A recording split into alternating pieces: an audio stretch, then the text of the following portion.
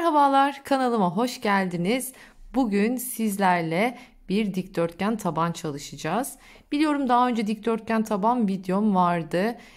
Bu sefer çok ufak bir değişiklik yaparaktan bu videoyu hazırladım sizlere. Yani ben artık böyle yapmaya başladım. Daha güzel olduğunu düşündüğüm için. Aslında çok büyük bir farklılık yok. Yani bittiğinde ütülediğinizde hemen hemen aynı oluyor ama bu videoyu paylaşmak isteğim, dediğim gibi, o ufak püf noktalarını verebilmek. Aynı zamanda da o taban videosunu 35 zincirle başlayıp 3 milimle örmüştüm. Bu sefer 3,5 milimlik bir tığ ile yapacağım tabanımı. Çünkü biliyorum siz daha çok 3,5 milimlik tığ kullanıyorsunuz kağıt iple örerken. Bakın görüyorsunuz, çile halinde satılan kağıt iplerden kese kağıdı rengiyle yapacağım bu tabanımı. Şimdi öncelikle şöyle bir hatırlatmayla başlayayım. Hala kanalıma abone olmadıysanız abone olup bana destek olursanız sevinirim diyorum ve açıklamalar bölümüne her zaman ekliyorum. Instagram adresim yine aynı isimle, Aryalara Tasarım'la. Instagram'da çok daha fazla çantamla karşınızdayım. Oradan işte modellerime bakabilir, daha rahat benimle iletişim kurabilirsiniz. Biliyorum benimle beraber örüyorsunuz, bazen aksilikler yaşıyorsunuz, soru sormak istiyorsunuz. Fotoğraflarını görmem çok daha rahat yardımcı olmama sebep oluyor. O yüzden Instagram üzerinden de iletişime geçebilirsiniz. Dedikten sonra başlıyoruz tabanımızı örmeye. Şimdi öncelikle şöyle zincir çekerek başlıyoruz her zamanki gibi. Bir tane bakın zincirim oluşturdum. 3 4 5 toplamda 30 tane zincir çekip geleceğim. Bunun 29 tanesi sık iğne için, 30'uncu ise yükseklik vermek için. Hemen 30 zincirimi çekeyim. Daha sonra devam edelim. Evet, 30 tane zincirimi çekip geldim. Şimdi daha önceki videomda hatırlarsanız böyle tek lobundan batarak zincirlerimizi örüyorduk. Ancak bu sefer farklı bir yöntemle gideceğim.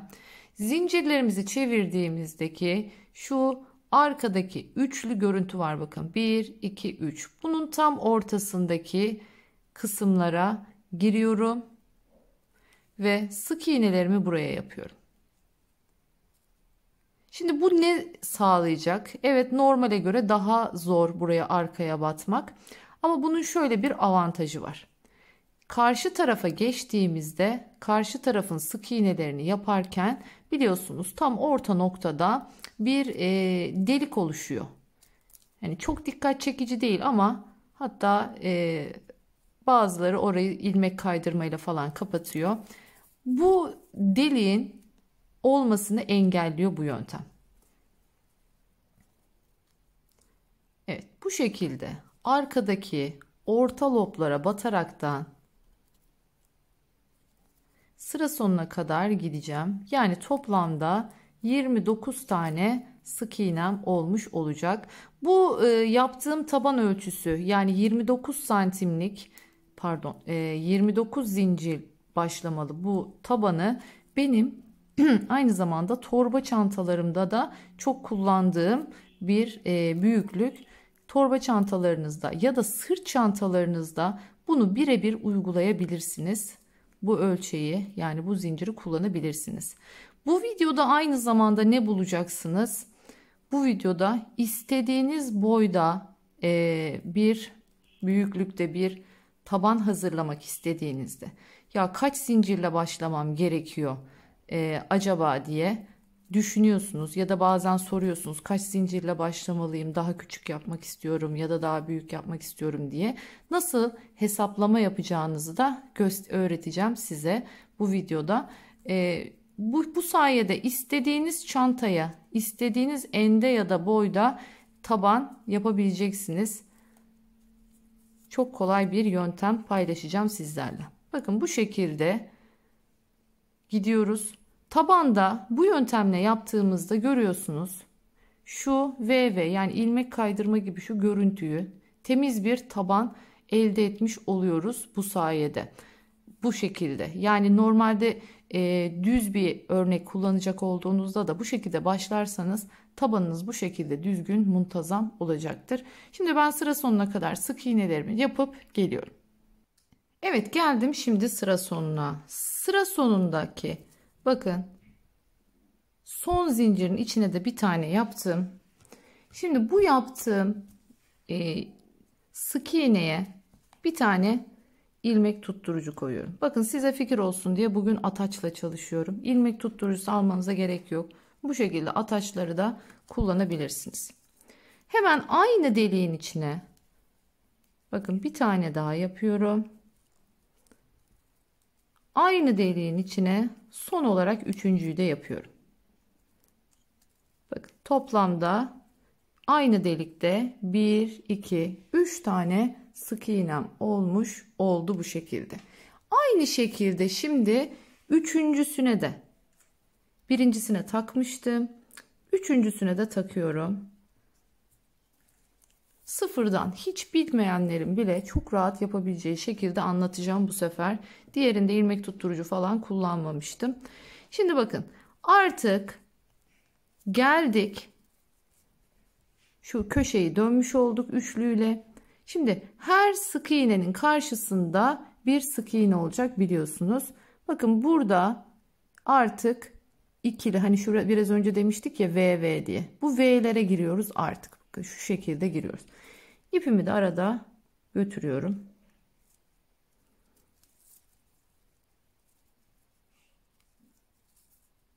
Yine diğer sık iğnenin karşısına geçiyorum. Bakın bu sefer artık girmek daha zor. O dediğim sebepten dolayı V'lere girdiğimiz için oralar daha sıkı oluyor ve böylece arada delik oluşmamış oluyor bu şekilde. Giriyorum. Sık iğnemi yapıyorum.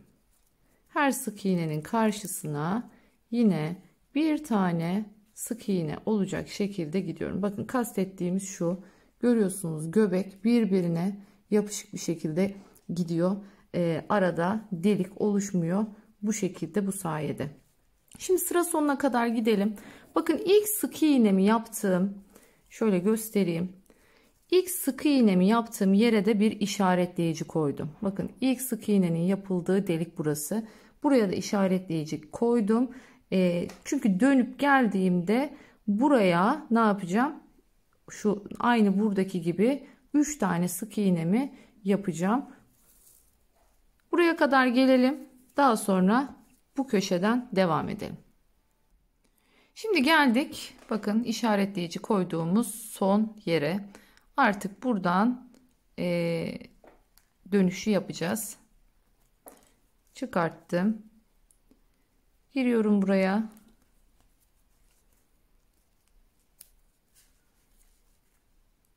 Sık iğnemi yaptım. Şimdi tekrardan aynı deliğin içine bir tane daha yapıyorum. Şimdi burada şöyle bir püf noktası göstereceğim size. Şimdi ben burada eğer ki bunu üçüncü kabul ettiğim zaman örgüde örerken örgüde bir dönme, bir burkulma yaşanıyor. Onun önüne geçmek için ben aynı deliğin içine bir tane daha yapıyorum. Yani aslında bunun üstüne bir tane daha yapmış oluyorum. Buraya bir tane daha yapıyorum. Bakın aynı deliğin içine 3 tane yapmış oldum. Şimdi tekrardan ne yapacağım artık burada? İşaretleyicilerimi takacağım. Bu birinci. Aynı deliğin içine yaptığım birincisi. Bu birincinin tepesi. Yanlış yerden geçirmeyelim. Evet. Şimdi bir de bu köşeye takacağız.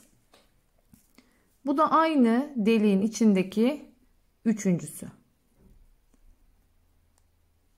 Bunlar benim daha sonra köşe döneceğim, köşe arttırmalarını yapacağım yerler. Oraları işaretliyorum. Şimdi yani ilk sırayı bu şekilde tamamlamış oluyorum. Bakın üstüne ördüm ya onu. Şimdi yanındakinden normal dümdüz sık iğnelerimi yapmaya devam ediyorum. Yani aslında o burkulma olayı çok da önemli bir şey değil. Hani örerken sinir bozuyor dönüp durduğu için. Ama sonra zaten ütülediğiniz zaman kalıp gibi dümdüz oluyor. Ama bu şekilde o dönmenin de önüne geçmiş olacağız. Göreceksiniz. Şimdi bu şekilde yine şu ataç taktığım köşeye gelene kadar sık iğnemi yapıp hemen geliyorum. Geldik köşeye. Evet, ilk işaretleyicime geldim. Şimdi buraya bu işaretleyiciyi taktığım yere 3 tane sık iğne yapacağım. Hemen çıkartalım.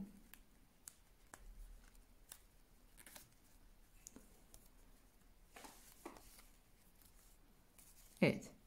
1 2 bakın. Hemen ikinciye geçiriyorum. İlmek kaydırmamı yaptığım ikinciden geçiriyorum. Ve 3. Burası benim bakın köşe hattım olmuş oluyor. Yaptığım üçlünün ortasına ne yapıyorum? İlmek tutturucumu takıyorum. Sonra hemen yanındakini aynen dümdüz bir tane sık iğne var burada.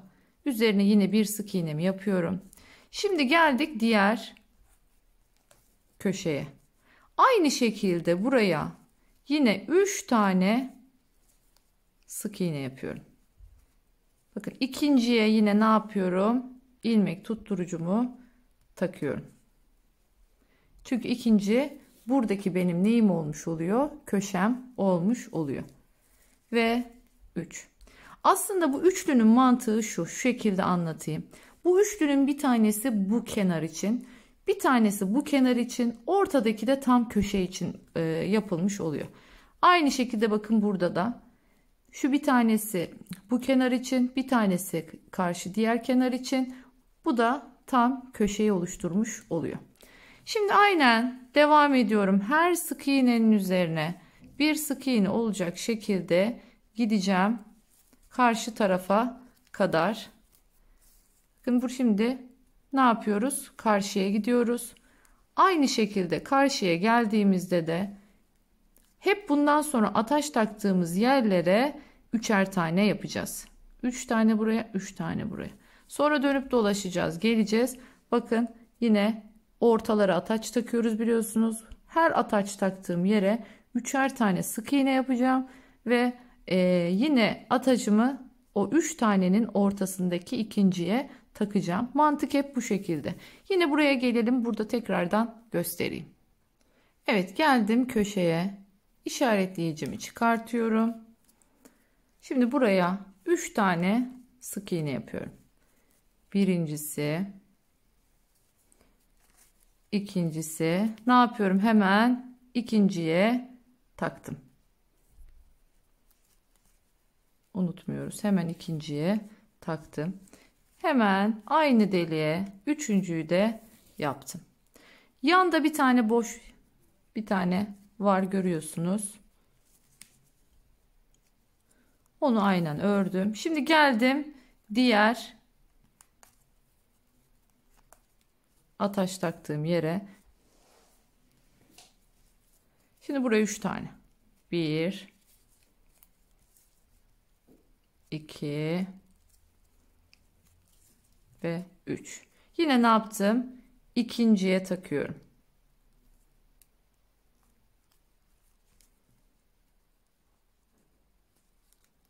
Üç tane ördüm. İkincisine atacımı taktım. Dönüyorum. Tekrardan sıra sonuna gelene kadar her sık iğnenin tepesine yine sık iğne yaparak devam ediyorum. Şimdi sıra sonuna yani bir püf noktası vereceğimi söylemiştim. Bunu videonun sonunda vereceğim. Tabi burada ataçlarım düşmüş. Bir tur çevirmeyince çıkıyor. Yani şöyle çevirmeniz lazım çıkmaması için.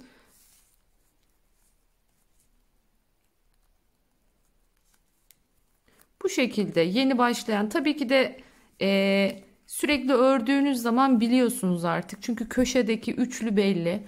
Bu üçlünün tam ortasına yapacaksınız her zaman. Ama ilk başta karıştırıyorsanız bu yöntemle hiç karıştırmadan düzgün bir taban elde edebilirsiniz.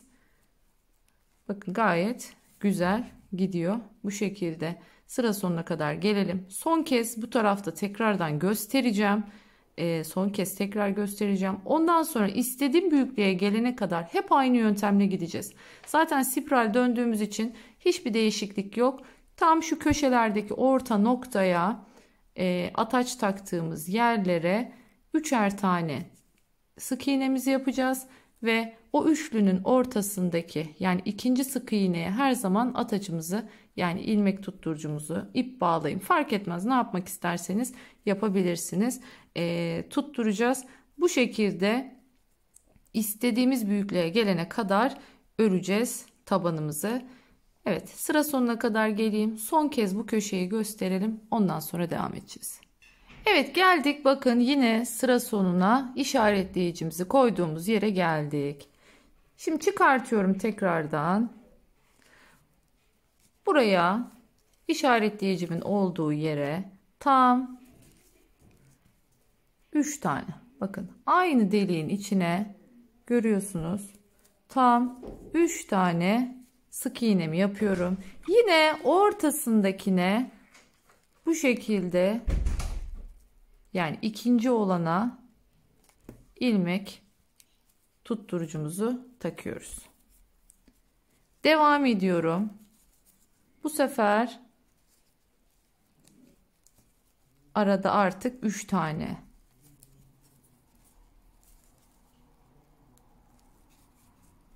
ördüm. Evet, geldik yine ilmek kaydırıcımızın olduğu yere. 1 2 3 tane yaptım yine. Yine ortadakine ne yapıyorum? Bakın ilmek tutturucumu takıyorum. Hep bu şekilde devam edeceksiniz. Yani döne döne istediğiniz boya gelene kadar devam edeceksiniz.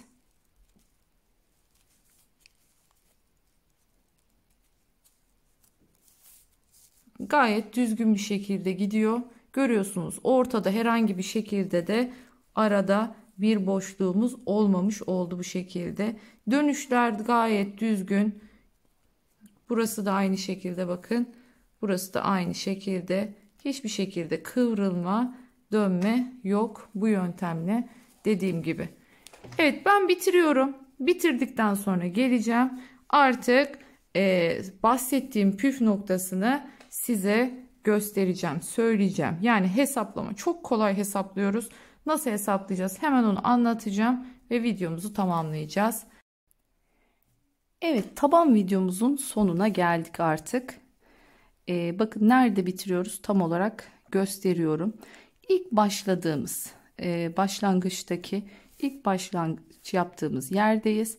Şöyle göstereyim. Bakın köşe aynen devam ettik. Sürekli hep ortadaki sık iğnenin üzerine 3 tane yaparaktan geldik ve son artık bitireceğim esnada ortadakinin üzerine bir tane örüyorum. Bakın bir tane örüyorum. Biraz daha inelim şöyle.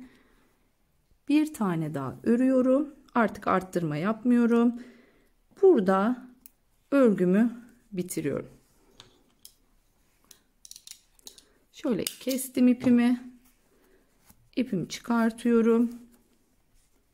Artık iğnemi takacağım. Çok güzel. Yani bakar mısınız? Kastettiğim olan şuydu. Göbekte hiçbir delik yok. Hiçbir şekilde delik oluşmadan kalıp gibi, bakın ütülemedik daha bu kalıp yani tabanı. Hiç ütülemeden bile ne kadar düzgün ve muntazam olduğunu görebiliyorsunuz. Şöyle geçirdim. Hemen yanındakine. Şimdi neden yanındakine batıyorum? Bu yöntemde biliyorsunuz şu köşe arttırmasını döndüğümüzde yapıyoruz. Bundan dolayı da ister istemez şimdi bu arttırmayı dengelemeye çalışıyorum. O yüzden hemen yanındakinden girdim. Ve yine bakın ipin çıktığı yerden ortasından giriyorum. Bu şekilde tabanımı bitirmiş oldum. Yine her zamanki gibi bu ipimi şöyle sık iğnelerimin arasına gizleyeceğim.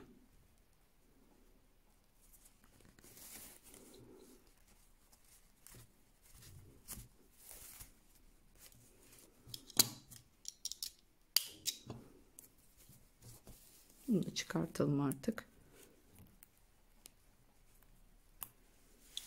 Gerçekten çok son derece muntazam, çok güzel bir taban oldu. Birazcık şöyle kaldıralım tabanın tamamını bir bakalım.